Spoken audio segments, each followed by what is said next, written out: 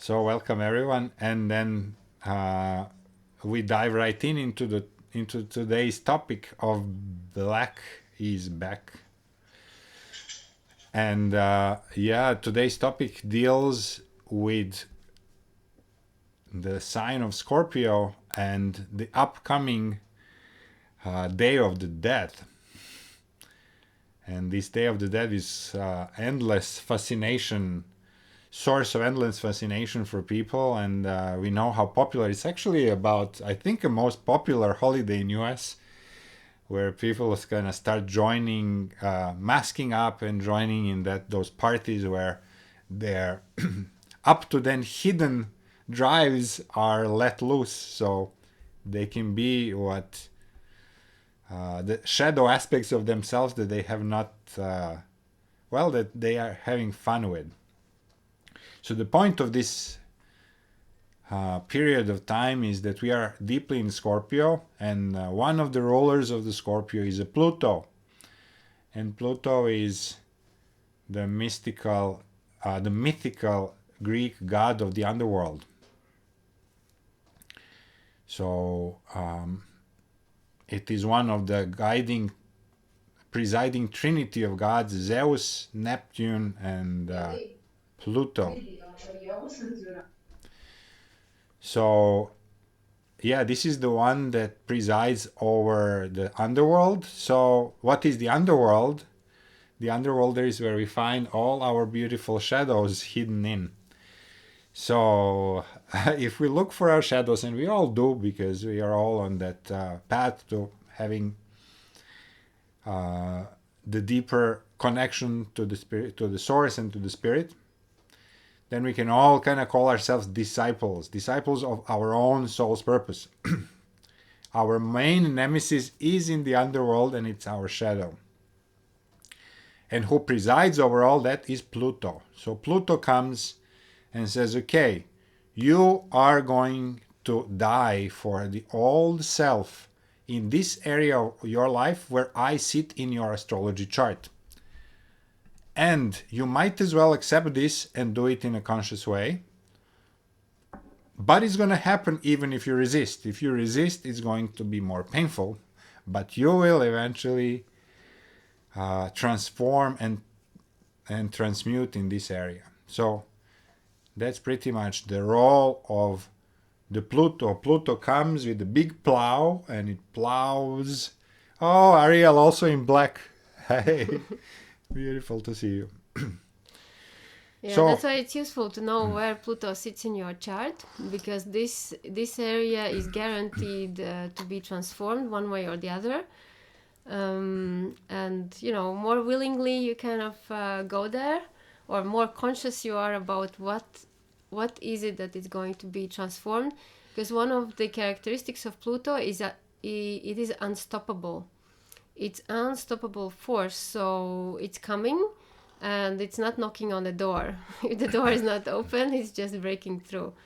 So quite interesting. Quite interesting where when we are aware, so we're not surprised by the unexpected visitor, yeah, because it's rolling through everybody's charts and through the planetary charts as well, as inevitable agent of change. so through our personal charts as well as the collective one for the whole humanity. So we are all Scorpio in a way. Whatever we might be in our astrology, we are all Scorpio because we all have Pluto somewhere. We all have our second house with some planets in it, and we all have the Pluto in our chart, and some planets might be in there. So just depending on these 3 points, it depends on whether we have a lot of planets there or not. If we have a lot, then we have this propensity to work with the shadow and to be really good at it. Or we are maybe working with it in some other aspects. So that's why it's interesting to know our astrology charts, because out of these 3 points, we would be able to tell you exactly what is your style of working with your shadow. And this is maybe what we can do. If you send your astrology charts over, I can record a little message for you after the episode, or maybe during the episode. But anyway, like usually, let's start with seeing where you guys are. So we have entered the Pluto period, which is a period of working with our shadows. So working with the shadows, it means bringing to light something that we have been hiding because it's super unpleasant to expose it. So now's the time to expose those things to light so that we can go higher in our spiritual advancement. So the question to you is, what is your current topic that has been most triggering in this in this topic? What is the Or topic what of is your the life? big bump under the carpet? Yeah, so we have either seen it or it's still under the carpet. Either of the two, you choose. Or any questions around it? Yes, Eve. It's so funny you use that phrase, under the carpet, because I said the same thing to my husband this morning. This feels such a big time for me. I had this idea of what my life might look like when my children return to school. I saw myself, doing more painting and drawing, and anyway, life of course had different plans for me, and and I don't know. I'd need to check my chart, so somewhere on my computer, but I know my gene keys. Where my Pluto sits, and it's really interesting because it's the fear of failure for my personality, and it's the unease with the 57th in my design, and I'm so in that moment right now. So basically, my school, the very small school here in France, they had a plan to find a chef that was going to provide a beautiful meal for the children 4 days a week. And for some reason, I put my hand up. So I have become the new chef that starts on the 8th of November, and I am. All the cracks are starting to appear. I've worked so hard to become this, very at ease, someone who holds a lot of clarity, someone who, like offers all this sort of steadiness, and I've been so proud of myself over these last few years. But with with having to get so much organized over the next few weeks, I'm suddenly overwhelmed. I'm short, I'm tense, all this stuff is coming up because I have all this fear of, I've got a lot of unease in me, a lot of fear of failing. But I recognize that I'm being asked to take my skills to the next level, like with running the kitchen. I've kind of created this harmony within my home. Can I now take this outside of my home and be around other people and cook for 100 people, which is really, like I've got the skills, but I've never been able to take it and be a leader in this. Like I've always wanted to be like, but I don't know if I'm making any sense, but I can feel that I'm being forced massively out of my comfort zone right now, and I'm really feeling it, but I'm aware of it. So I know I can feel my tenseness, I can feel my agitation, I can feel it all. Sometimes I manage to catch it and not like purge on my poor family, but it's going to be something to be really mindful of over these coming months, because it's going to be such a huge learning curve. And can I use all these years of wisdom that I've been accruing and apply them, in every moment, and be gentle with myself when I don't? So it's going to be an interesting journey. Yeah, exactly, Eve. This is Pluto at work. It pushes you into like out of your comfort zone. That's for sure. That's the signature. But also into creating events that you would have to face your deepest fears about the failure. like, you know, after 1 week, parents getting angry and kind of commenting and this and that, unless you, as you are very aware and you found, you know, what that fear of failure has to do in your chart, and you kind of consciously address it before actual events need to manifest it. And this goes for any shadow work. You can catch it before it finds expression in the reality, or to live through the whole experience and do conclusions after. But it's such a great example, and it's right the moment. Yeah. And bravo, I don't know how. I'm freaking out for you. I don't know why I did that. It's just, but you know, like you're aware that something takes over. You know, like Well, Pluto took over and put you like, totally just ransacked me. Oh my uh-huh, because you got very comfortable with your 4 people, 5 people. So Let's go up to Let's- 100. let's scale up. Only 25 times. It's okay. Yeah, you know, and there's always this like, what's my purpose? And you know, like, but it just happens to, you know, when you allow it. And even as I look back over the years, I've been building towards this. I worked for a commercial kitchen as a support, you know, so I was sitting there like the little child observing, you know, the boss and learning a lot of good skills. You know, so it's just trusting it and remembering the journey, and like you've got things to pull from, even though it's really scary. Cool. Thank you. Wow, good Beautiful. luck. Good luck with that. But yeah, the examining the shadow beforehand will help you to be more at ease. Sylvia. Sylvia.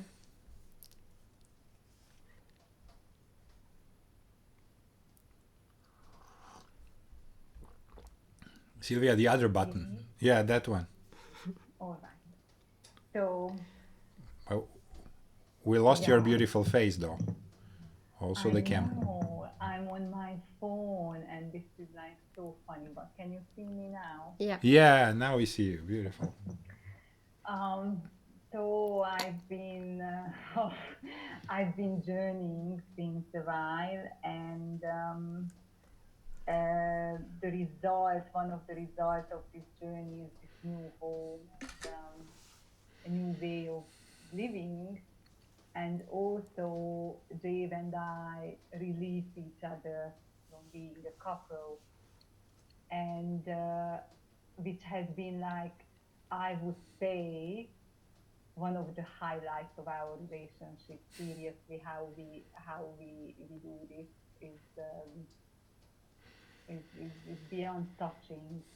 And I said to him that, wow, we had the highlights at the beginning, and this is like totally a highlight. And of course, whatever happens between, prepare this. Um, so that part is totally fine, but then, like, what am I gonna do? Who am I? I really feel that there is this amazing energy has been growing within me since months. I feel this beautiful Kundalini energy raising, and I'm thinking, Jesus, where is it take me? How am I going to find someone whom I can connect in this really deep, amazing level? And you know, am I attractive enough? Am I whatever? Like, oh my God, I haven't been dating since ages, and so all these insecurities around that are coming off, and they are coming off,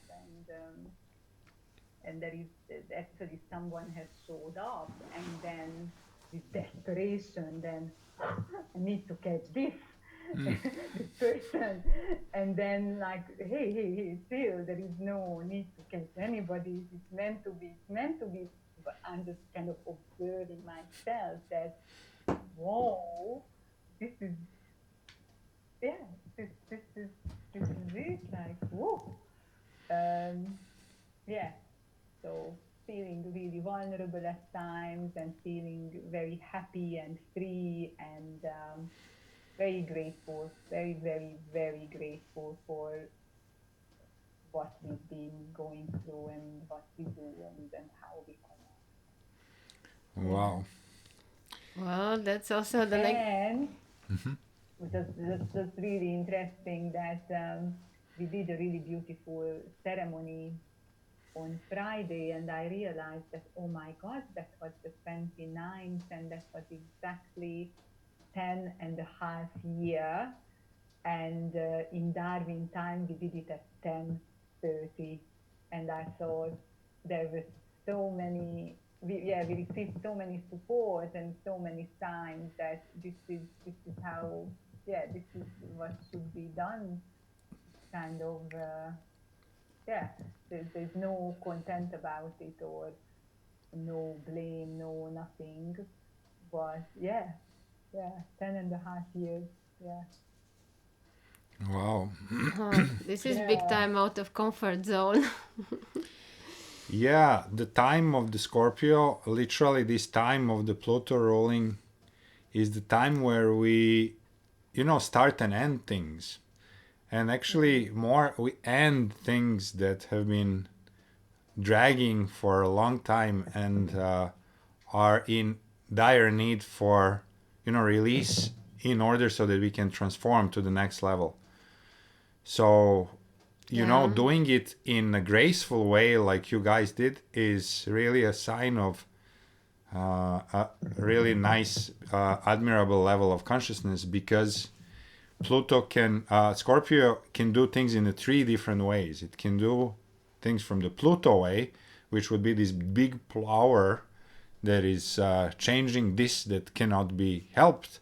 It can act from the place of Mars, which is its lower hand ruler, which would forcefully do things. So it will With use passion, aggression. weapons, fashion, anger, lots of emotions, lots of blame. And then it can do things from the third and highest level, and this is the level of Mercury, like the wise alchemist, so to speak. It is the place of the higher mind. And if we are able to do these transformations from that place, and this is what we would like to suggest, how to deal with everything that's happening in our life now, and how to transform this global thing from the place of that higher mind of Mercury, that would be great. And you just gave an amazing example that it's possible in our private life. If it's possible in a private life, it is possible in the collective as well. To go through these changes from the place of the higher mind, higher alchemy, inner alchemist. The way it is happening and the way we are together in this kind of separation, it is just if nothing else, just this experience that we are not getting out of something hard broken, but we getting out, the kind of being elevated or cleansed, and it's almost like really quite aesthetic at times, that wow, this like almost like inserting something in the consciousness of humanity, that it doesn't have to be dramatic. It doesn't.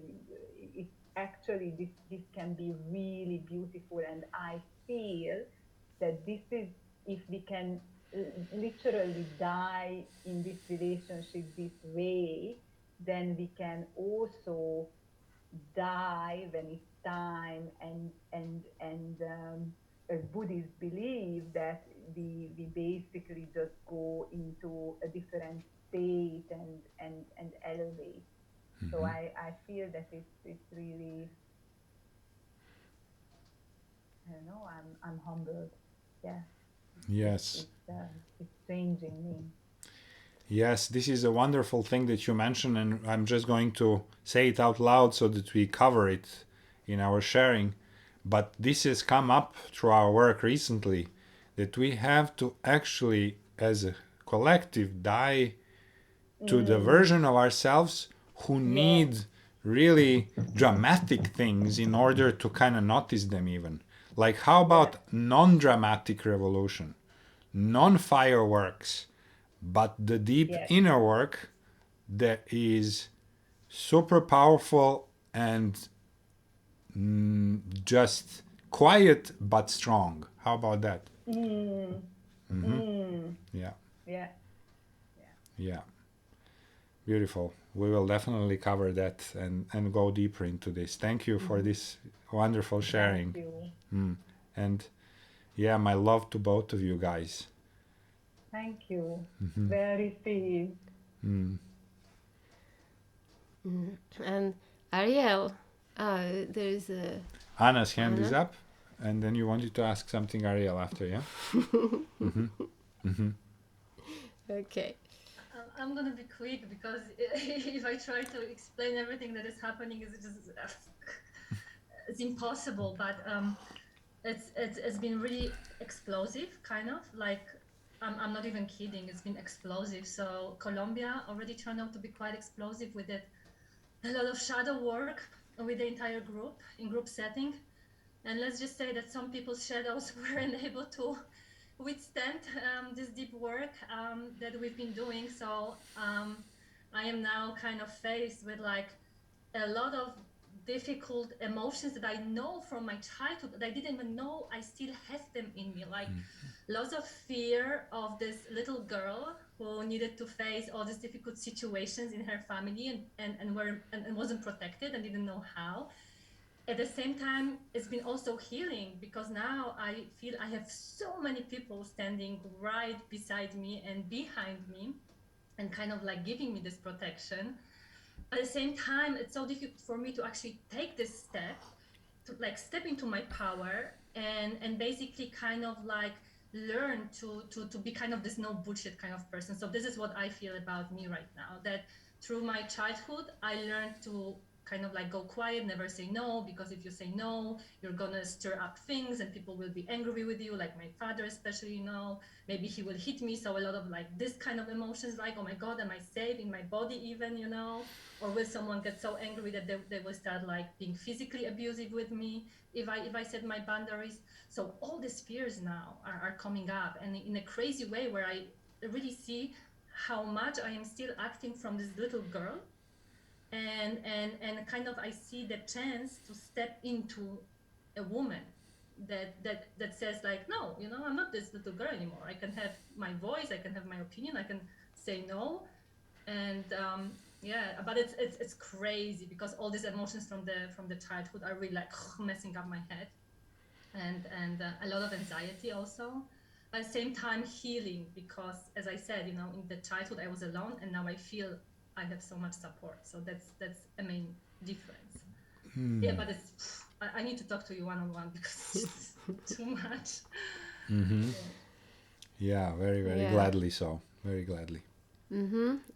Fears. This is very time appropriate. Yeah. Fears are actually the pathway that leads us to what is still unresolved. So the function of fears is exactly this: not to create unpleasant sensation, although it does, but it's a pathway to guide us to where to look deeper. And we know that you have actually really done so much work on these things. And yet again, next level of Pandora box is opening up, and that's what it is: unstoppable. So once it's out, then it's easier to deal with it, and of course you'll have support.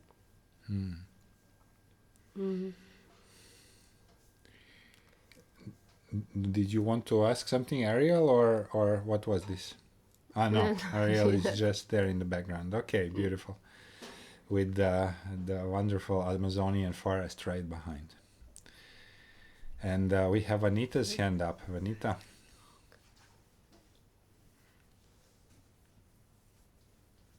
We don't hear you, Anita. Yes, okay, I'm here. Hi. Ah, we are actually... okay, you're Anita. Vanita and Anita. But maybe it was the other Anita. Yeah, the other Anita has a V in front of her name, so it's Vanita. Okay. Her hand is up, and then we can have you, Anita, if you want after. We have to be So- quick. Okay. Okay, okay, oh good, and thanks Yeah, it's an interesting day today. I got up with a fever and I'm like, and I had a whole lot of things going on today and tomorrow. I'm doing like this online workshop thing, and I'm like, the last thing I need to do is everyone is panicking about this online thing because they've never done that before, and quite a bit of people in it. So yeah, so that was an interesting thing. Um, Also, I noticed that yeah, there's like this ending of relationship, and the awareness of you have to let go of something, and you're like, oh, I mean, it's not really holding on to it. It's just kind of going through the, I want to say grief, but not really grief. It's just kind of that. And also next week I'm going back to see my family, and that's another anxiety provoking thing because like in the past almost 10 months I've been uh, out in a different state, in an island away from, like 6 hours drive or 5 hours drive away from my family. So I haven't seen them because of the COVID and all that stuff, my mom and my relatives and my siblings. And so it's like I really like being on my own, and I'm like, do I really want to go back there? And then, that kind of questioning is like, mm, I know it's just for a short period of time, but I will have to come back to facing some of the, family stuff and issues that I kind of was happy to get away from, you know. Um, yeah, so that's where I am at the moment about facing the shadows. Yeah, Yeah. it's a beautiful situation to highlight every single shadow that you think you have no more. Of course, meet the parents, we know, is super super super highlighting, and and it's fine. Yeah, like whatever is coming up, we dread it because we don't know. We imagine always things worse than they are.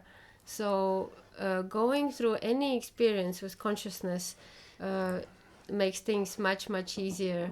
And I remember Ariel, when you shared that you are going to the parents, you actually prepared the field way before, and something that was always kind of dreadful and clashy because such a difference between you and your family, that you actually kind of neutralize the field before going there, so it didn't have to happen. When I went to visit my dad like two weeks ago, this is exactly what we did. I double checked what is going to come up in the meeting, Then rewind the film. transmuted it beforehand, so it didn't have to happen. So we had beautiful time. And nobody had to trigger anyone because triggers were already dissolved beforehand. No buttons, no one to push them. It's just perfect. So when we know the situation is coming, we have these two options: either we deal with it before, or we go through the whole experience and then see after. So this is really there is a topic about family, parents, fathers and mothers really very active in this part of the year. We have kind of gone through seeing my father together, then Evia's father together, and we really had to do a special preparation work so that it's actually enjoy the people without that they have to be triggers. So it was amazing. It was actually, like they were super interested in what we do and they wanted to get part of it, which would never be the case. It would always be judgment, it would be fear, it would be rejection.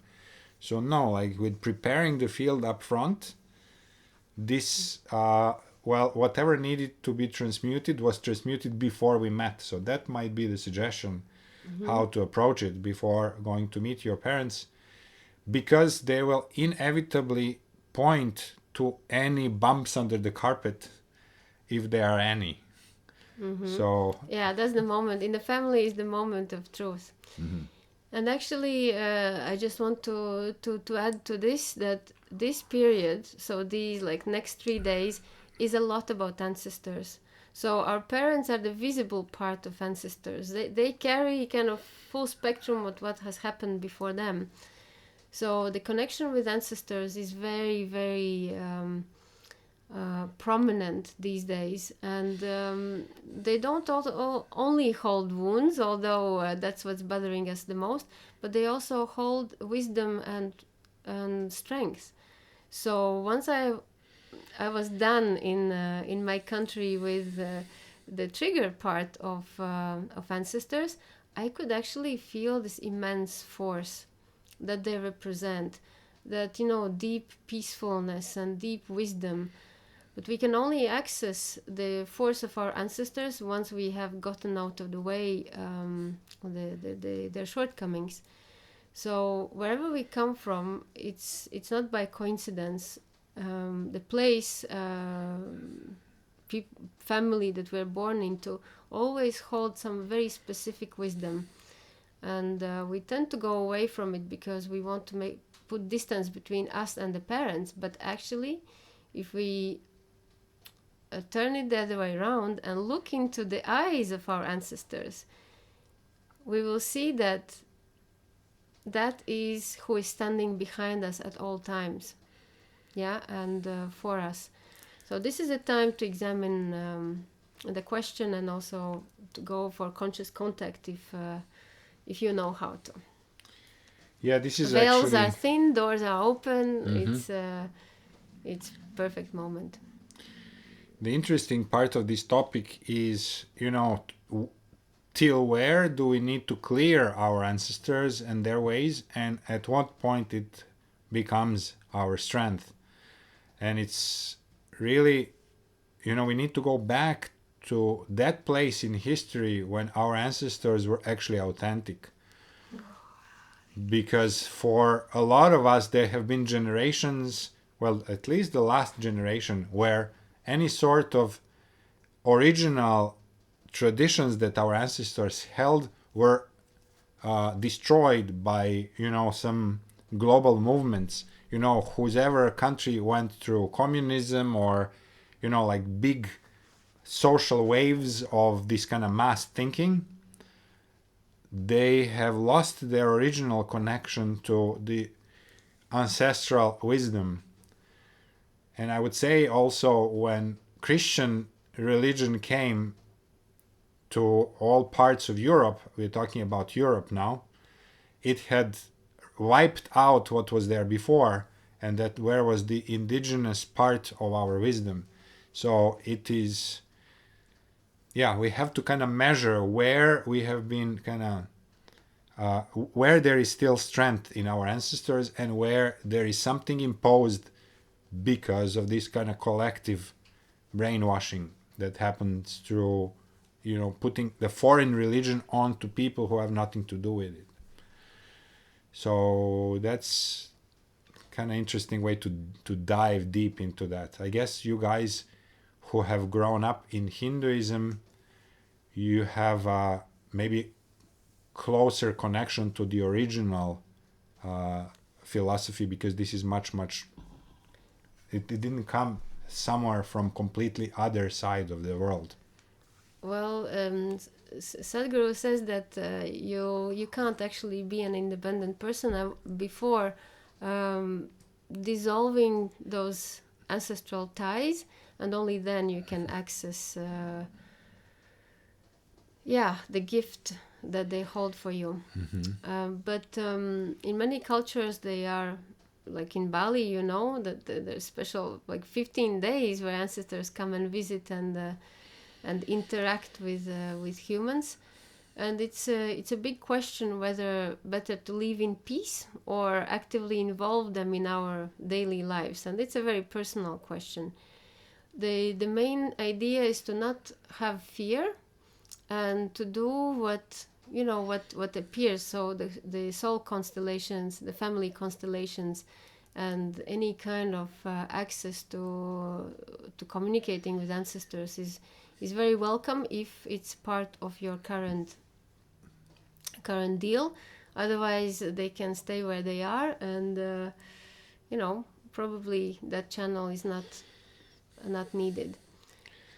Yeah, it's possible. Well, the next stage for humanity is to actually deal from the place of, being a real species, so that we are not fighting within ourselves because of these different things that have been stuffed in our mind, but to actually really become one unified species that can finally cooperate together and look into the future together. So I think this is the end game that is happening now, is trying to understand if we can have this collective wisdom, or we will still be for another round of looking at living our ancestors' wounds. So it's an interesting point in time where we can make that decision for us and for the whole humanity based on what our decision is. I wanted to give an illustration actually of the time of the Scorpio, the time of a Pluto, what is happening in this coming period, so that you can understand what we are about to meet, and give you some ideas of what we can do about it. And this is the Legend of Hercules. And the Legend of Hercules goes like this. The Hercules has been sent by his higher guidance to actually to go underground, to go into the underworld and find the dragon and to slay it. So Hercules is given this task. So Hercules goes underground and tries to find the dragon. This is all an allegory for us going into our inner world and looking for our shadow as a dragon. So he first goes into the underground and he first doesn't find it. There's no dragon anywhere. So where does he go and look for it? He's looking where his eyes can see, but the dragon is nowhere to be found. So what Hercules starts doing is he starts smelling and kind of sensing through other senses. So he starts smelling and he feels, okay, there is this putrid smell coming from one place of the realm. So I go towards the putrid smell. Maybe that leads me to the dragon. And sure enough, he gets to this lake that is a putrid lake full of rotten plants and everything else that is kind of brewing into this smelling mud. And he looks at the other side of the lake and he finds the cave, and there it is, the dragon that is asleep. So he looks at the dragon and says, okay, well, I found it. It's sleeping. What do I do now? So he throws a little stone in it to wake it up. But the dragon keeps sleeping. So he takes like a log, throws it at the dragon is still sleeping. It's a Hercules, he can take like a big rocks. He takes a big rock and throws onto the back of the sleeping dragon. And the dragon is still not even moving. And he's starting to ask himself, well, is this really a threat? Like the dragon is unwake-upable. He's sleeping with his dead dream. I mean, this is no threat to me. Why would I even kind of worry about it? He almost turns around and starts to go back, deciding that this dragon is really not something important to deal with. And he remembers, okay, so the wise one gave me this tool to actually wake up the dragon, and this is a bow and a bunch of arrows, and these arrows are actually called arrows of advancement, arrows of aspiration. So he takes the arrow of aspiration and he points at the dragon and shoots it, and sure enough, the dragon pops out into the life. So he wakes up and like all these heads start spinning, and there are 9 heads. This is like a 9-headed hydra, yeah? So one head starts attacking. Hercules takes the sword and cuts his head off, but in the place of one head, there sprout 2. So he cuts another one, the 2 sprout. He cuts the third one, the 2 sprout. So this huge creature starts to be even bigger and bigger and bigger. So Hercules, never having lost the battle of his life, at this point starts doubting, what is going to happen? How do I approach this? I'm about to lose this battle. So he remembers the guidance that the wise one gave him. And the guidance goes like this. It says, we progress by kneeling and we advance by yielding. So he remembers this advice and he actually kneels in front of this huge dragon. And by kneeling, he kind of starts touching into the mud and he starts understanding, okay, I let it be this crazy bunch of heads attacking me, but I can put my hands in the mud. I take him out of his roots and I show him to the sun. And by doing this, finally the dragon starts swiveling up and drying out, and this is the way how it dies. It was exposed to the sun and it's dried out completely. So that's the way how Hercules has won over the inner dragon.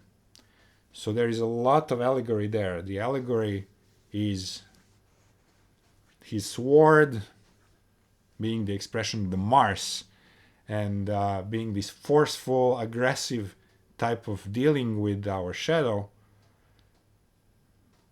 That absolutely doesn't work. What works is actually kneeling in front of it, seeing it deep, and uprooting it and showing it to the sun. Showing it to the sun would mean something like we are seeing what our shadow is, and we actually shed light on it. And by shedding light, we become aware of it, and the sun actually, the sun dries it out and cleanses it. And that third allegory is the one about our dragon actually sleeping. We don't feel it until we try to go higher on our path. When we start shooting the arrows of aspiration, we want to go higher on our spiritual path. Well, that's when the most of the triggers start actually coming to life. And this is exact time when we are dealing with this whole thing. Where is our dragon? Is it sleeping, or have we already uprooted it? And how many heads out of 9 we have cut already? So there you go, the analogy of this time. Yeah, and when it happens in the Scorpio realms, so Scorpio is always in between the light and the dark, navigating freely between the both worlds, and at ease and with confidence, more or less. So what Scorpio energy teaches us is to, be chill about the dragon. Take it more or less matter of factly, and being radically honest. So Scorpio sees the truth, or shows us the truth, and says, well, there it is, this is its size, this is a number of heads, and well, it's big, yeah, but not giving into panic, because Scorpio power gives us this reassurance that, well, we'll have to, put a little effort, but once we're done, and a new chapter can start. So there's no drama. Scorpio doesn't make a drama out of shadow. It makes even, a fun event.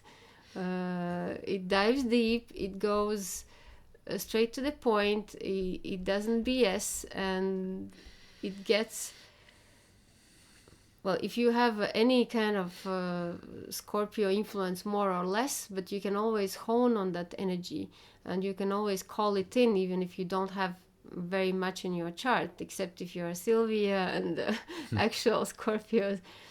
So you can call them in also. They'll kind of pinpoint you, like, where exactly can you look.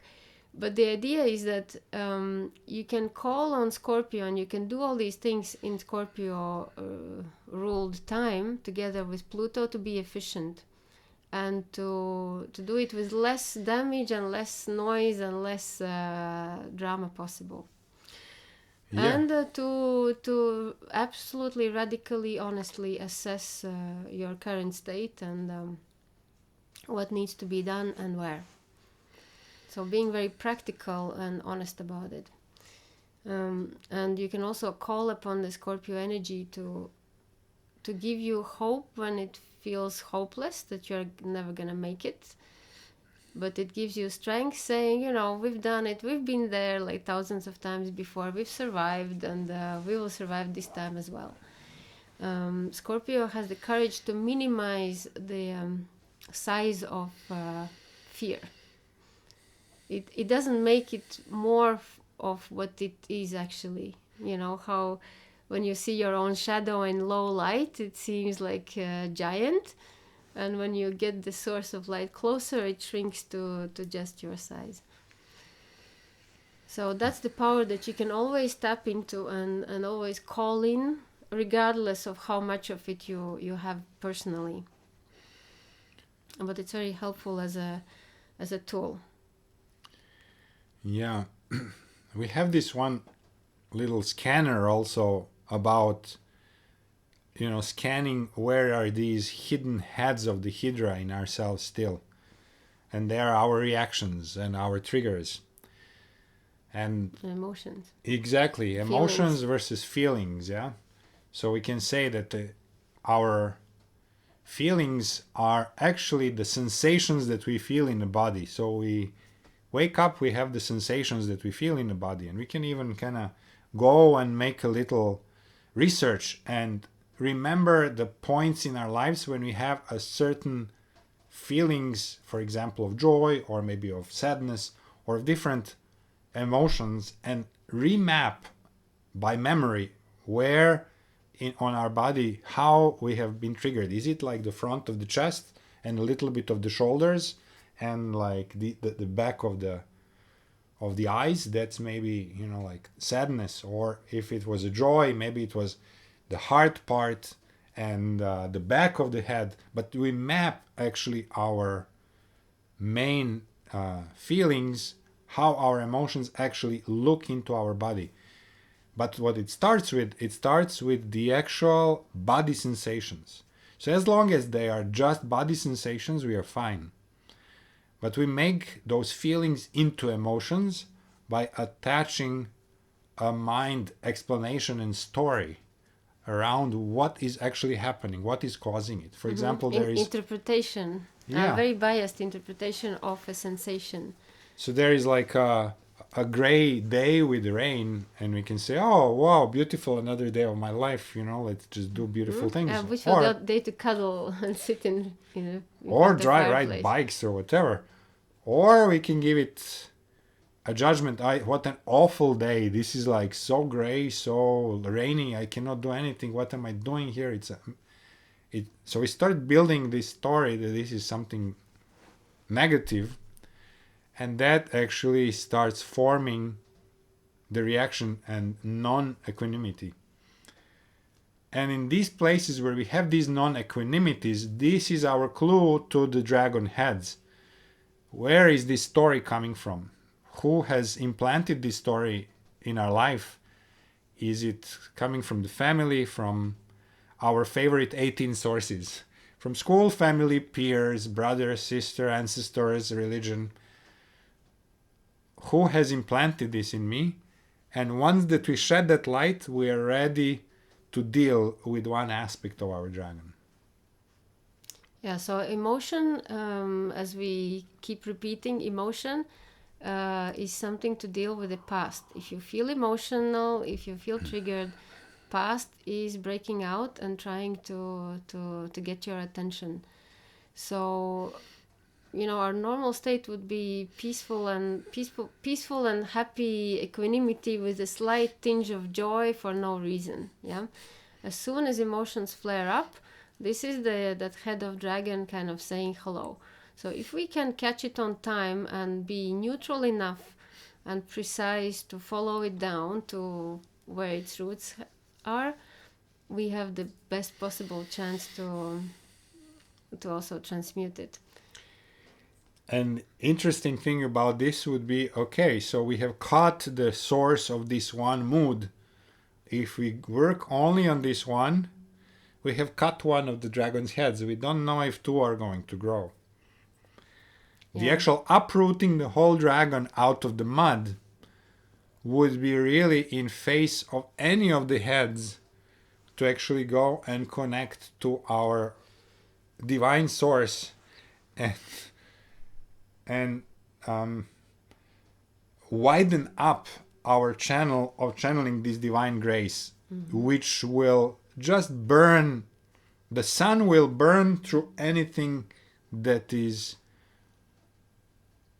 triggering in us for any reason. Well, yeah, the whole dragon actually represents the personality. So the only thing that can trigger ourselves is our personality, because personality has collected the preferences, likes, dislikes, I'm this, I'm that, beliefs, and all that. So if you have enough strength, well, Hercules had quite a bit of strength. If you have enough strength to uproot the whole personality and put it into light, well, that's it. With it goes every possible trigger and shadow altogether. And actually, shadow being, as long as we are in opposition to shadow, it keeps coming back and existing. Once we integrate it as a part of, part of the deal, part of life, and navigate also within it, we don't create this active presence of shadow in our lives. So in a way, if we work on exploring what our personality is in holding in place in our psyche, well, if we have courage to uproot the whole thing altogether, it's the ultimate shortcut. Until then, Well, yeah. Yeah, well, exactly. Hercules had great strength, but his strength was misplaced because he was using the sword at first. So he had huge strength to do a lot of actions with the sword, or from the place of Mars, or from the place of masculine forcing things. Masculine forcing thing can go only that far because each one cut produced two more. So this would be going out and protesting around what is happening now. So we go protest and we throw smoke bombs or whatever. This is a misplaced way to deal with something that is happening out there, and obviously in that Mars aspect stronger than us. But when Hercules kneeled and started to use his wisdom, and he understood, well, let me uproot this and show it to the sun, well, that was the higher aspect of his power. It is the power of wisdom. So this is how we actually deal with our inner shadows as well. We approach it from the place of that Mercury. This is the higher ruler. In esoteric astrology, it is a higher ruler of Scorpio. And in our concrete example, it would be really kind of widening our divine source. And instead of actually attacking back to something that is, we feel like it is attacking it, we go back to what is our inner ideal way to live on this earth, in this life, and we start making it and start making it happen. exactly. So instead of protesting, we make our own. Well, actually, fighting with shadow is as efficient as fighting with your own shadow on the ground. Yeah, so it's exactly as efficient. But when you integrate this shadow as a part of yourself, and actually honestly own every bit of it, and don't try to cut it off or send it away, or in some ways, externally dissociate yourself from your shadow, you can understand you cannot dissociate yourself from your shadow. As long as your personality exists, your shadow will exist. Yeah, the only way to not have a shadow is to uproot the personality. But as long as you keep the personality, there's no way you can ever send your shadow away. It's it will be there as long as the personality exists. And what Pluto comes here to do is really putting the explosives into that personality and triggering aspects of it so that you can better see what are you made out of. It forces you to look where you don't feel like, because we might encounter our fears of failure and who knows what. But the exercise that the Scorpio energy offers us is to explore our edge of our personality. So in every question, to go and see how far are you comfortable and where your comfort zone ends and starts the discomfort. So shall it be in Sylvia's case looking for like a new partner? Like how far are you comfortable to explore the option? And when you say like the grabbing part comes in, yeah, how far are you comfortable with the idea to stay forever single, and really kind of going down those timelines and options will give you exactly the edges of your personality. Some of you have stretched it very far and you're very comfortable with a lot of things, and someone has to really impress you to get to the edge of your personality. But what makes, I really loved Lorna, the astrologer, she gave a beautiful analogy that our personality is like a room in which we have pasted our convictions, beliefs, and ideas about about ourselves. For example, I can't engage in new relationship because, and then always because, and then goes the reasons: because I'm not attractive enough, or because I'm not experienced, or because I'm too young, I'm too old. I'm too young, too old. So all of the reasons that we are justifying, and who justifies is the mind. So the mind justifies the personality and why it is the way it is. Or I am impatient and I'm angry because I'm a Scorpio, or because I'm Aries. Yeah. So whenever there are these posters on the inside walls of our room, these are the edges of our personality, which means that everything we do, we cannot see really in neutral way. We see it through this. And when we say stepping out of the comfort zone, is when an event triggers this edge, to which we were comfortable. So exploring where in your current topic is the edge and the limit, and using this powerful energy, the powerful backup of seeing the truth, to actually define it and erase it. Because we're afraid of seeing what's behind the edge, because we don't know how we will react or what will happen to us when outside of our current capacities. Like Eve is freaking out about cooking for 100 people because her current limitation is on the wall. There's a poster. I have some experience, but I have never done it for 100 people. And yes, I have done it for my family, but what if they don't like it? So everything that it has but and because is one of these statements on the wall of our personality. So of course we can work on insecurities one by one, but we could also just assess how much our personality is limiting our experience and focus on dealing with the personality and transforming that instead of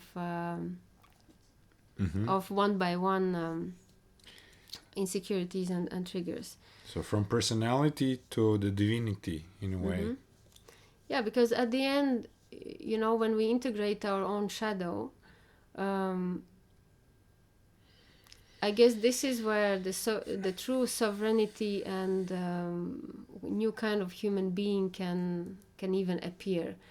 When we have integrated all of the limitations that we have somehow preserved around ourselves. Yeah, maybe to add something about the style of how Pluto works here is Pluto is making these changes that, it goes very slowly. It goes very slowly around the sun. So it's one cycle around the sun is 250 years. So whatever Pluto comes to change, it's going to be really changing for generations to come. The change that it's making now is something that will be like that, like this new state will be serving us for next 250 years. So when you look into where in your charts Pluto stands, you can understand that this is the topic for you and for also other people who have been born within 20 years. So 10 years before you or 10 years after you, more or less. So it's a collective topic. So if your Pluto is in your if in your seventh house, this is who wrote this, Anna, it means that you're working on a topic of partnerships. But you're working on the topic of partnerships together with the whole generation of people. We are creating new archetype of how partnerships are going to work in the next 250 years. Before that, it was, like feudalism. It was these things that we didn't have financial freedom. We had to be, like women were treated as property for so long. So now all of a sudden we have this amazing possibility to really be very close to embodying our higher purpose and our inner divinity. So what do we do with that? So this is part of your Pluto giving you tasks through your own chart. How do we partner up so that we embody our inner divinity? And Eve is this. Eve's. So let me just finish. So this is your and your generation's task is to work on transforming the issue of partnerships. How do we partner up from the place of my inner divinity, my inner divine works and sees your inner divine, and we create from this place together. We create worlds, and we create planets, cosmoses, and worlds. And not to mention we create whatever we want on this earth. Eve's Pluto is in the 6th house. So for you, Eve, and your generation, and we have to look a little more, but like just Pluto suggests that you're dealing with the higher levels of healing and higher levels of actually channeling through your body. So how do we self-heal? How do we not need doctors anymore?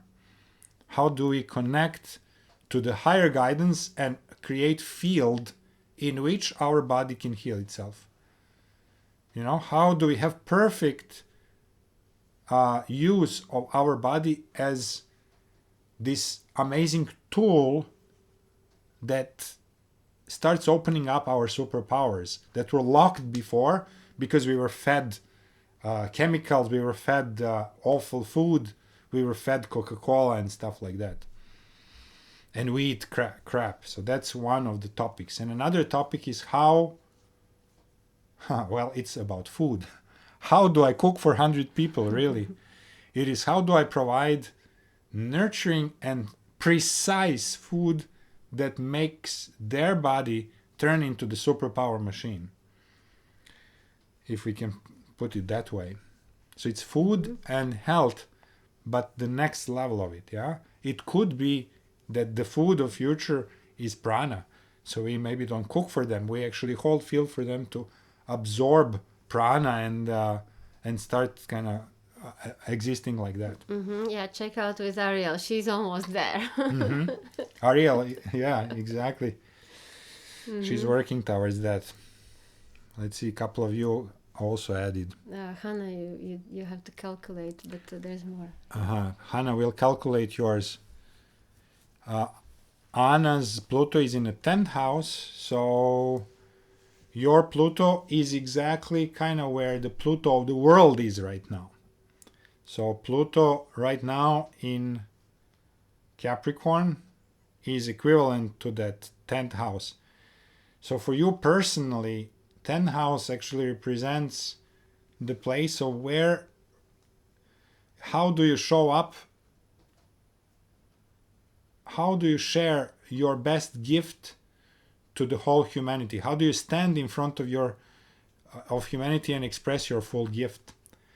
So whatever you used to do before that was comfortable and easy but was not expressing your true self, what was maybe kind of chosen quickly and what was convenient and based on your preferences back then, well, this needs to transform itself and you will find what your true soul's voice is, and with that soul's voice you would express yourself in front of the world.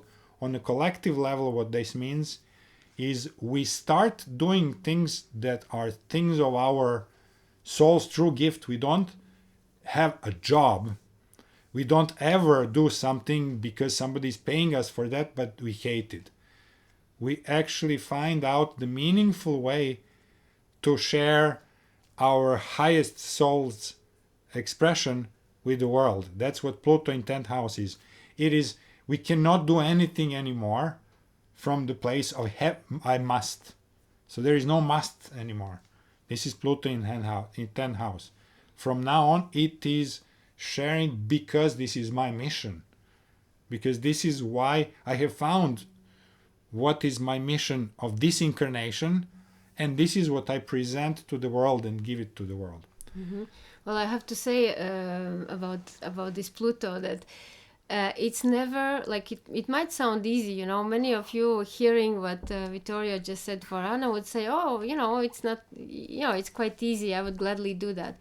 Except for the person who has to do that, for them it's super scary because it means really facing big fears. Like for Anna, relationships, it's not easy. It's so much to transcend, and as Anna said, all the fears around how others will perceive her, on all that. This is Pluto is destroying massively with a ragging ball every insecurity.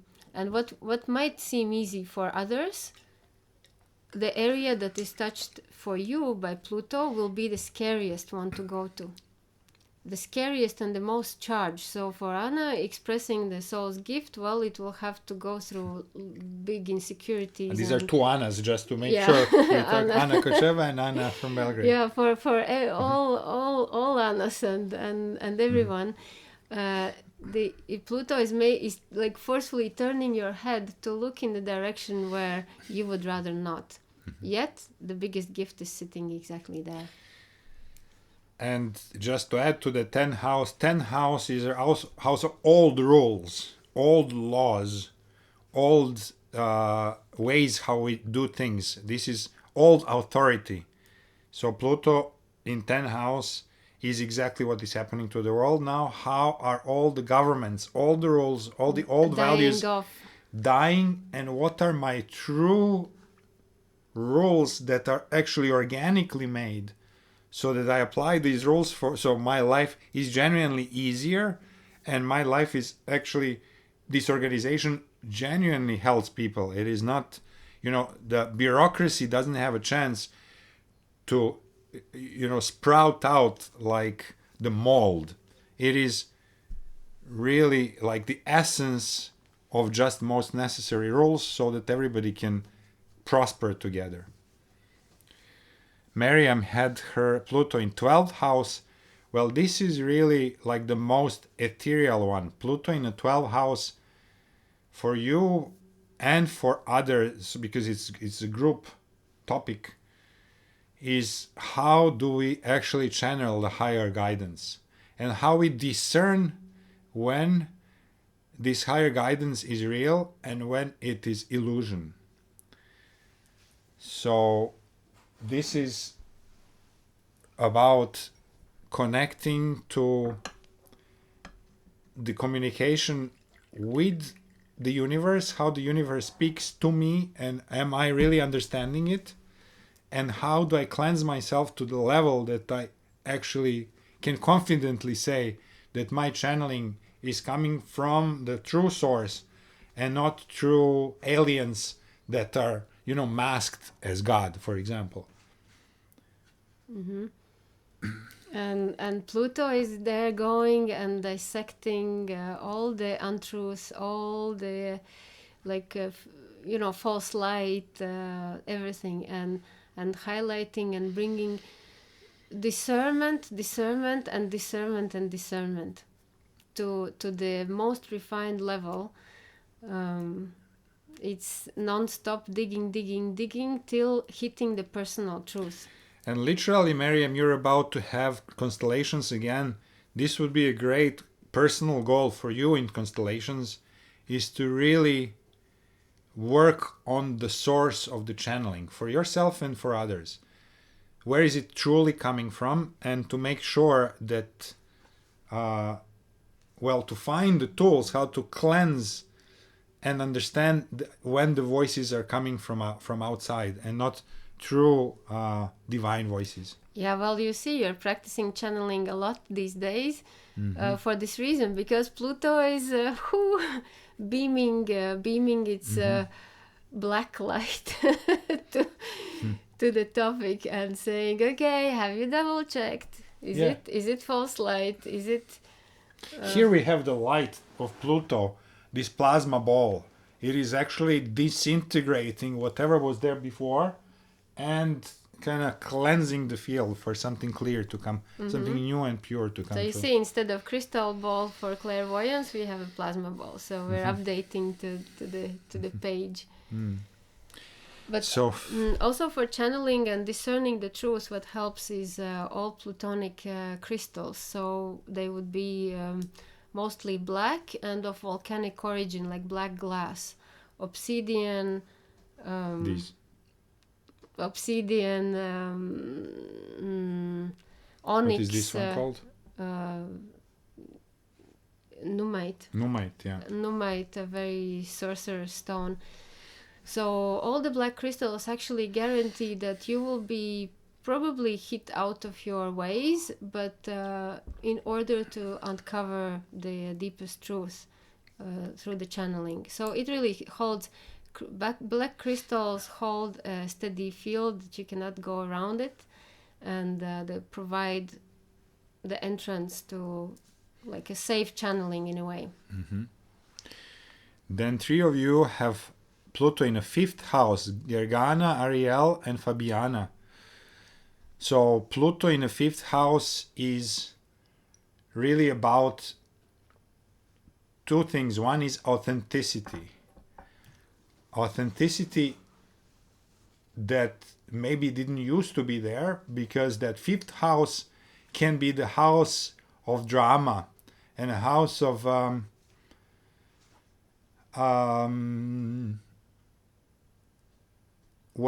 house of having to express ourselves in order that our voice is being heard.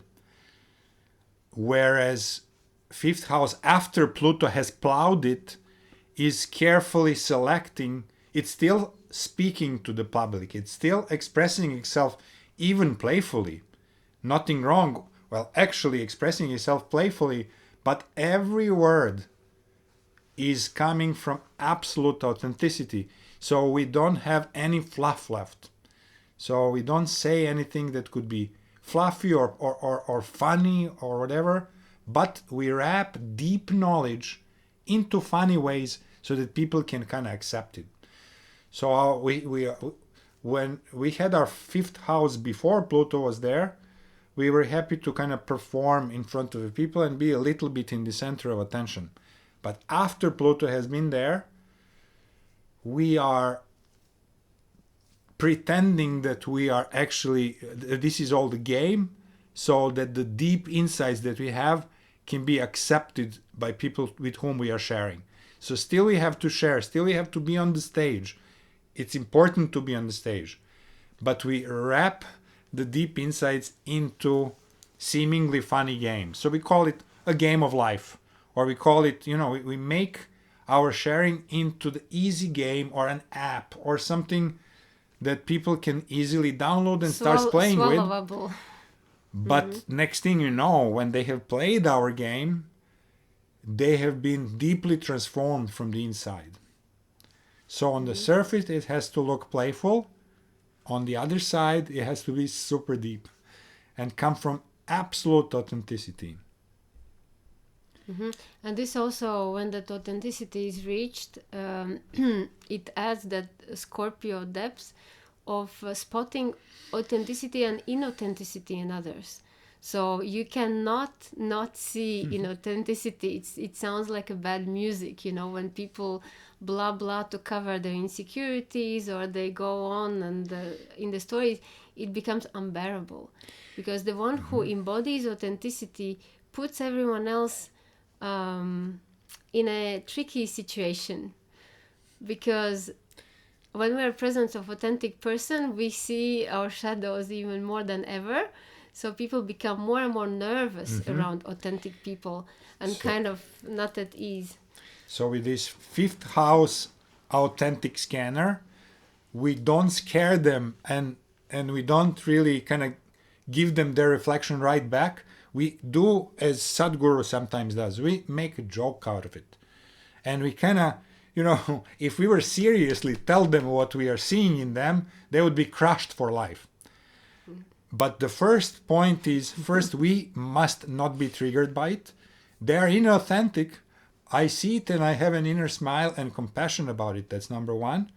Number two, I make a joke out of it so that they actually discover themselves how ridiculous it is that they're saying, and then they have an impetus to actually change it. And this is super mastery. First, we have to not be triggered. Second, we have to have a presence of mind and sense of humor to make a joke out of it. And third, the joke has to be really funny and not hurting this person, so that they see that they're ridiculous but not insulted. And there's the fine line between these two. So that's, you guys, on with this fifth house, Pluto have really, really beautiful mission there to accomplish. So Miriam and Denisa have second house.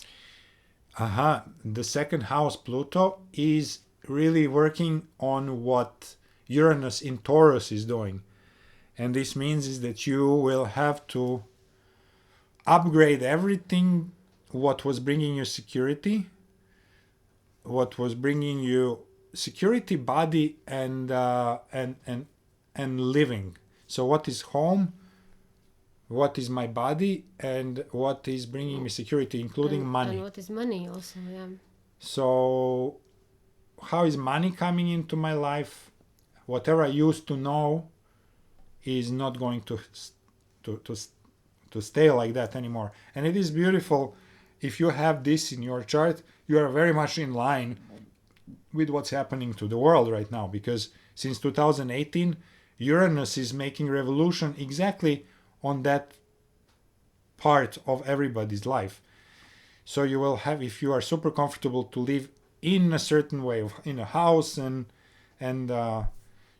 you're gonna have to reinvent what the home is. Well, I have Pluto in second house, right? Well, there you go. So I can tell you from first-hand experience, Pluto in second house is actually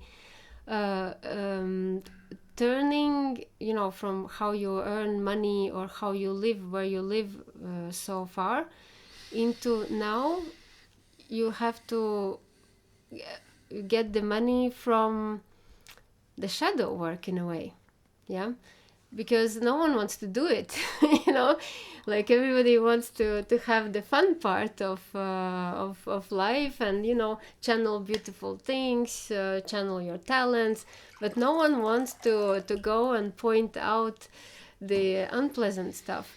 So Pluto in second house will make you no choice. You'll have to go where no one wants to go, and dolphins will sit on the side and help, but you'll have to either invest in buying diamonds, because that's also the underworld. You can get money from any kind of minerals and actually crystals, working with crystals, anything that comes from below the ground. Underworld, Because the second house is about how you earn money, so it has to be from something under. Either the physical minerals or physical death, or I had to laugh in my chart when I read suggestion for that was you can earn money from any kind of funeral services. You know? but this is what it is. Good business idea. So, Let's do it. So that's why, even though I'm not personally very happy about topics of death and dying, I understand that, you know, Pluto is gently and steadily pushing me to highlight those topics that nobody wants to deal with, which is death and dying, resurrection, and make it light and easy. So someone has to do that, and Pluto in second house actually will even pay for that.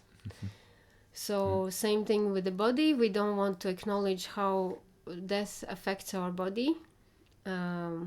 Well, this is people who have this will have to explore it and explain it, you know. And, so it's very unpleasant because it seems to go in a scary way, but actually, well, we're here for that. And one more topic for you, second house Plutos, it's really the function of your sexuality. What is the function of sexuality itself on a deeper level? We all know that at the superficial level, this is something to do in order to kind of have children and propagate humanity. But what is possible with sexuality? What is alchemical depths that we can get through sexuality? That's another topic of the second house, Pluto. So, yeah, then we will read Tom Canyon's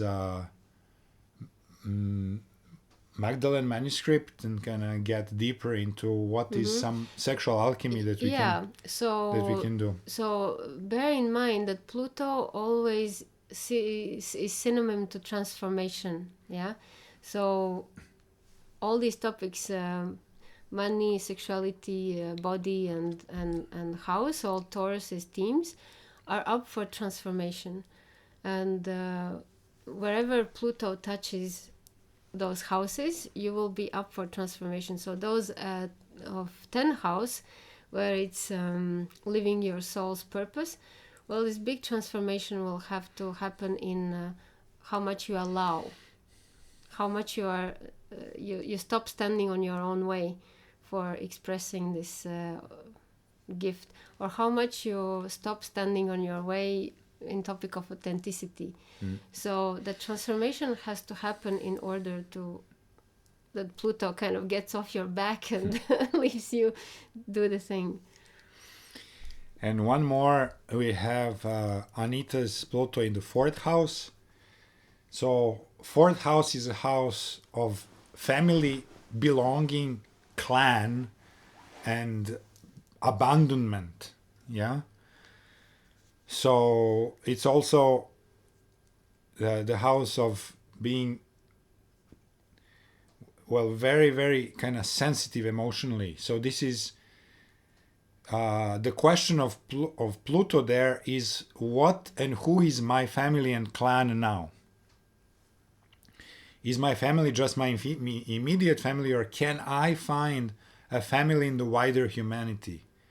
Can I have like a wider belonging than just to my tribe? This is something that we started talking about at the beginning of a session. Who is really my tribe? Is my tribe there where I was born? Or is my tribe there where I have raised my consciousness up and now I have the tribe that doesn't geographically belong to me, but at the level of spiritual depth that I have reached? And how do I find this family and how I united so that I can cook beautiful food for them? Because this is what Cancers love, is to create this beautiful homey atmosphere for their members of the tribe. So how do I gather this tribe that is now anywhere in the world, and how I am able to feel that we are in the same home together, even if we are physically not in the same place. What is the next level of belonging? Except that Pluto will work hard on your sense of abandonment and being rejected and not included. So it's gonna roll over to flatten out any idea of abandonment at all, because all the beautiful creating any family anywhere will go through the transformational fire of having to deal with your own family, your personal rejections, and so on. So all this what we said, the transformational fire can be you're actually standing in it, or as we said earlier, you can look at it consciously, and you have probably gathered enough hints in your lifetime to understand what needs to be transformed, and you do it gently at your own pace. Interesting thing just to note so that you guys can understand, all of these expressions of Pluto that we are talking about are present for all of you. Only those of you who have Pluto in that particular house, this is your lifelong theme. But everything that we are mentioning will come in one way or another during this Pluto time and every year. So everything that we are talking about here is active for all of you in the time of the Scorpio. And then when the Scorpio, when the Sun progresses on in December into Sagittarius, you stay with your lifelong theme that we are here sharing with you. But during the Scorpio time, during October and November, all of these might come up into your life. So this is something to be aware of. Exactly, yeah. So, Yeah. so we do have all of them. Intensity is more in where it's our personal house, And it stays after December. but we have a resonance with other parts, of course. And so a couple of questions came up about the crystals, the black crystals. So indeed, obsidian is the crystal of the moment. So if you have obsidian, and even better, if you have this obsidian is called the Celestial Eye Obsidian. So it's, of course, you will not see it here on the screen, but actually it's a black obsidian. You have it. It has a kind of orb, So it's very mystical, because you can kind of see a circle shining into the black. So an Ariel has a appropriate size, Pluto size obsidian. So if you have that, if you have Celestial Eye Obsidian, this is a crystal of the moment. It takes you fast track to spot the fears, to transmute. It actually gives the ideas faster, yeah. So in the field of black obsidian, the shadow is not as scary anymore, yeah. You become more objective, more grounded, because sometimes we don't want to look in it because it's it's emotionally charged and just unpleasant. But obsidian has this quality to, from one hand, hold the field for shadow work, and on the other hand, actually, do almost half of the work for yourself. So very precious for any kind of transformational work. Plus, it has been forged in the fires of volcanoes, so it knows at its core what it is: a swift change in elements and transformation. We'll probably also see a lot of physical volcanoes erupting, because that's part of transformational fires, lots of floods. That goes also hand in hand with this upcoming period. So what Pluto, Scorpio, Mars, and the current month ahead holds for us is any kind of transformations in the nature, in the collective, and within ourselves. So the little equipment to be ready is black obsidian of any kind, but this celestial eye is really, really, I love it. Black cats will definitely help. Like the ones we saw on some screens here. Yeah, I have a beautiful mal actually made from obsidian, lava stone, and amber. So that's a fantastic combination. Black obsidian is inviting the transformation. The black lava stone is holding it steady, and the amber is like a medicine, just disinfecting the wound. So if you have a special kind of mala or object and you say, okay, time to see where my dragons live, go there equipped. If you are completely not equipped in any kinds, get someone who is, and it will go nice and easy. Shungite, I wouldn't say it's the best for the shadow work. Shungite has its own feature. I would say it holds a specific frequency, a field in the house. I personally can't use Shungite on my body personally. I can't have it in a pocket or anything. This standing behind is a Shungite ball. So very powerful and holding really a steady field that in a way makes backs off the interferences. So I would use Shungite to get spirits out of the perimeter, to get the electromagnetic field less chaotic. I would use it for the space rather than for meditation. It is very specific, and it's meteorite, so it comes with its own kind of set of energy. But volcanic stones of black color, in Bali you have a lot of lava stone, Pikani on the beach, that will do. It's really, really good. Yeah, cube. Wow. So obsidian knife for the season. Well, that's that's a super tool to cut through the bullshit for sure.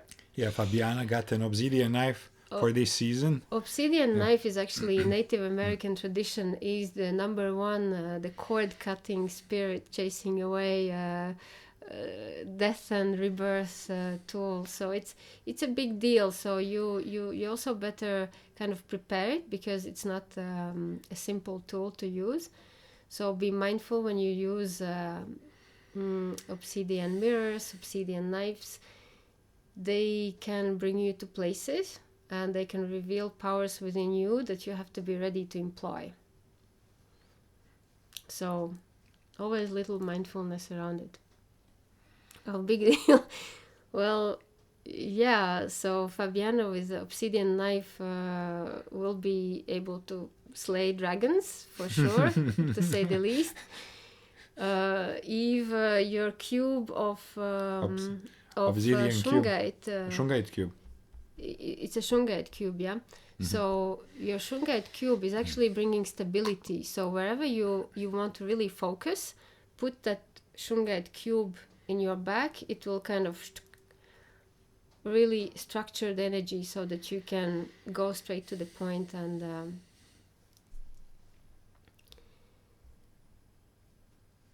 black cats, definitely. This Anita is a black cat says that season. the by black all cat means. moved to her garden and chose her as the owner. Wow, that's beautiful. Yeah, if you can take the Shungite to the kitchen, it will really structure. It's amazing how it kind of sets the things in the right place, brings precision, big time. And about the black cats, Anita, this is really, though they are co-workers with us. They are holding space, and they are literally helping in the deep transformation work. And making sure portals stay where they need to be, and so they're really good guards for the spirit world not to come and interfere too much. Yeah. Our cat happens to be there whenever we are doing any sort of channeling work or any sort of transformational work. Here she comes and lies just by coincidence right on our charts. So She loves sitting on the oracle cards and like just sits on them, like sits. So yeah, so those tools, crystals, cats, Scorpio friends, any kind of deep meditations, by the way, so they will work really well. Channeling, but in a safe space. That's all for, and of course candles and light, because even though you are in part of you are in southern hemisphere, somehow this Celtic, I don't know if we can call it feast, but Celtic celebration of Samhain is actually northern hemisphere based, but it works for the whole world. So besides being the time of really closing the harvest and completely wrapping up everything that's in the fields, the Samhain is a portal to access this deepest transformation. This is really when you sit and observe whichever side of the world you live. If between these 3 days, getting out of the noise of Halloween, you sit and observe what comes, you'll have very powerful messages, because the ancients knew that this is a moment to really open the eyes, the ears, get the tools ready, and welcome what comes from the deepest kind of depths of your being. Yeah, And a reminder not to get distracted by Halloween, because this is exactly why it's there, so that it's we creating cannot too much noise. we cannot go deep, and we need to go deep in this period. That's why we didn't even mention it. So Yeah. like, It actually, what it does, it makes us focus on the gore, on witches and on blood and zombies. For what reason they are putting in, I still don't understand. So it forces us to focus on the lower astral, and it's not about this. The Samhain is about actually connecting to Pleiades, because funny enough, the Pleiades rise in the spring for Beltan, and they set in a way for Samhain. So the Celtic philosophy was there are only 2 things of the year. The year is cut in half, light and dark. Yeah, obviously also for climate kind of reasons, but in their philosophy it's based on Pleiades and not so much of winter and autumn and spring and summer. So if you understand that this has galactic importance, and you, instead of focusing on witches and zombies, well, yeah, time wasters, we can actually invite that celestial energy of Pleiades, of Pluto, and harness the wisdom that comes to us through there. And Pleiades will always be a beautiful infusion of gentle wisdom and directions on how to go forward. Denise had a question about mountain crystals. So mountain crystals, the clear quartzes, they're space holders. They are like an empty USB key that can be programmed in anything we want to. And if they are pure, they provide a beautiful crystalline field to be in and to channel.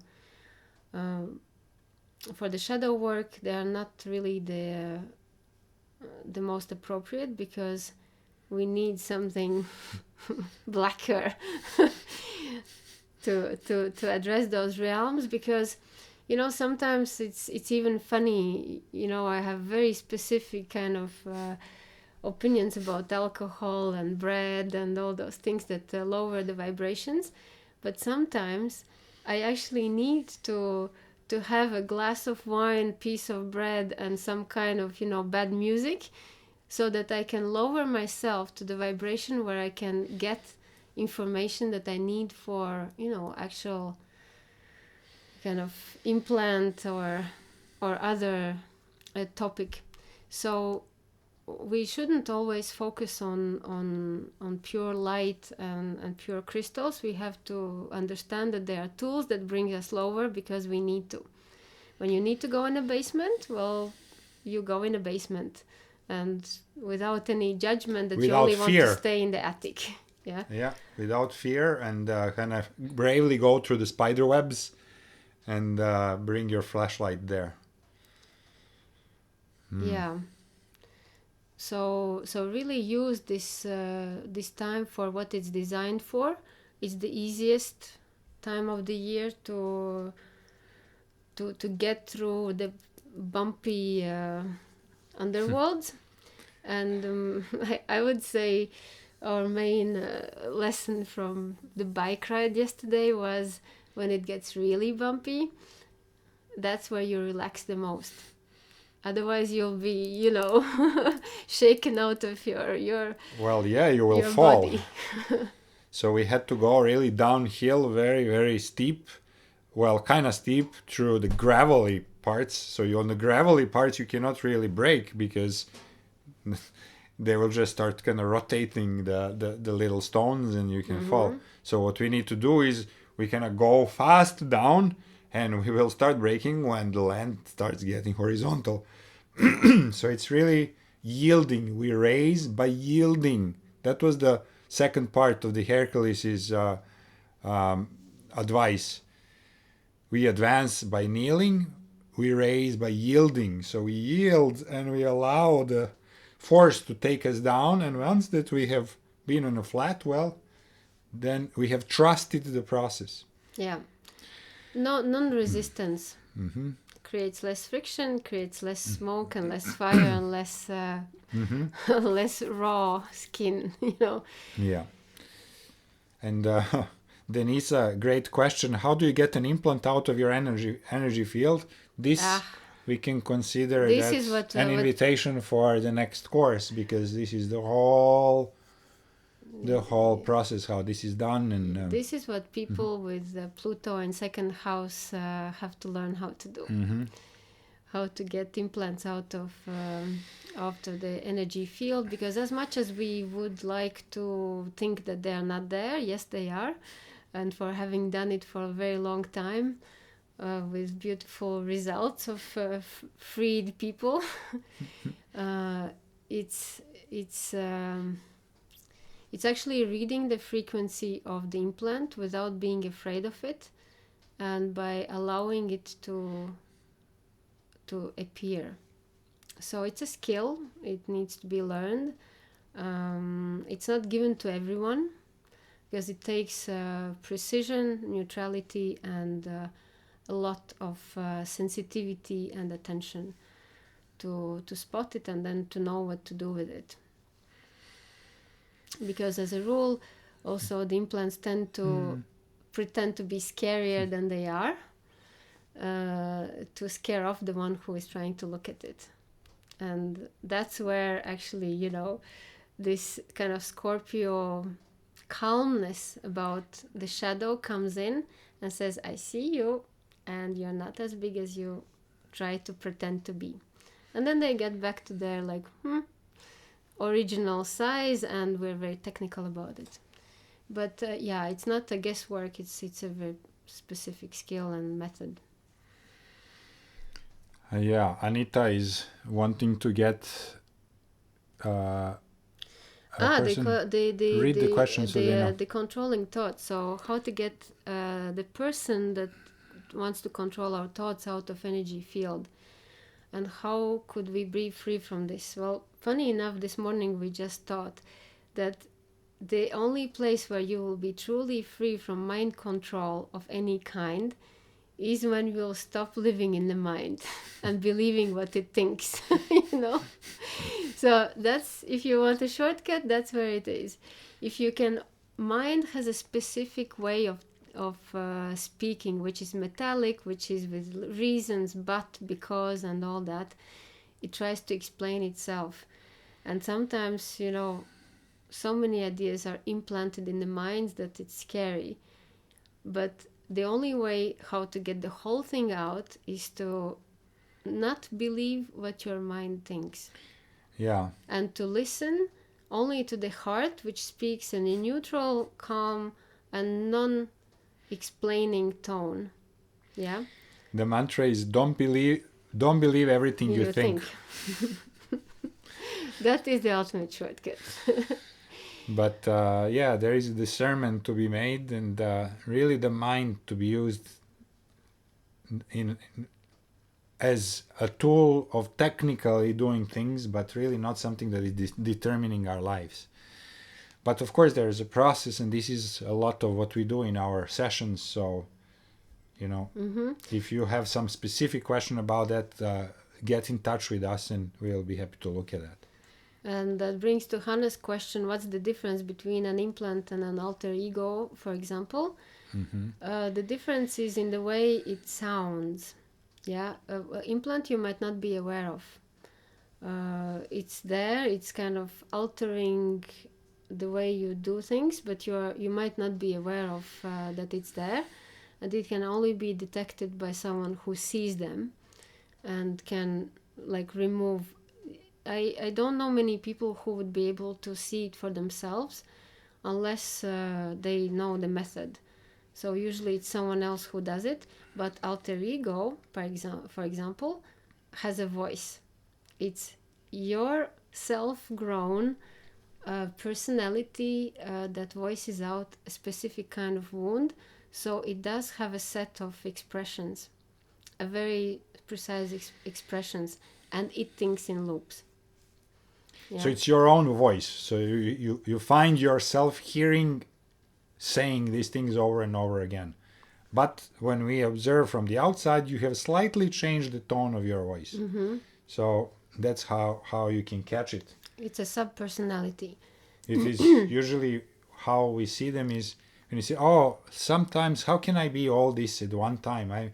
Sometimes I am wanting to stay at home and read a book, but at the same time I also want to go out and be with people. So one of them could be an alter ego because it's like they're contradictory and they have a little different voices. And the method of integration is also different. Alter ego, we own it, it's our thing, so we absorb it. Implant is from the outside. Implant is a foreign energy code which we dissolve and remove, actually. Beautiful questions for the Back in Black portal, exactly. Yeah, so if anything, we wanted really to encourage you to step in full on.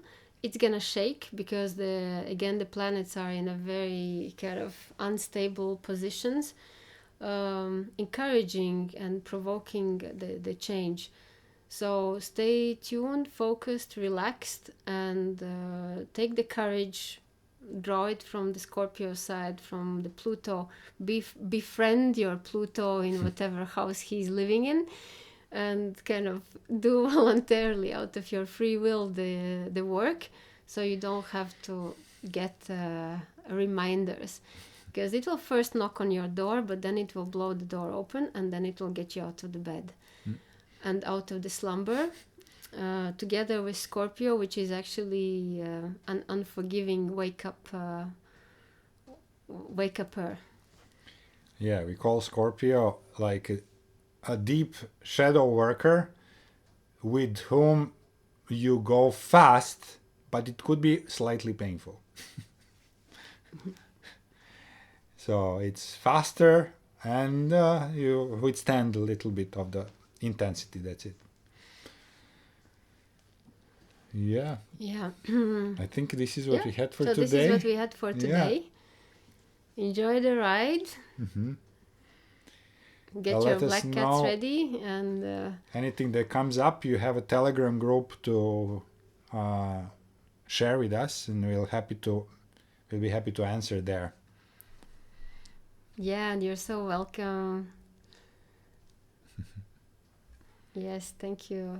Thank you for the nice words. Thank you, beautiful ones. Then we will see you next time, yeah? Yeah, enjoy. The day is tomorrow. Today is solar flare, by the way. So be mindful, it's grilling the neurons. So, that's also an energy that you can turn into your advantage. But it's going on today and tomorrow.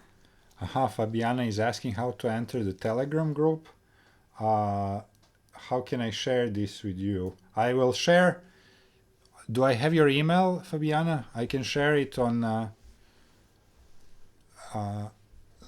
Give me your email and then we will share the invitation link with you. Okay, cool. Yes. Okay, beautifuls. See you next week.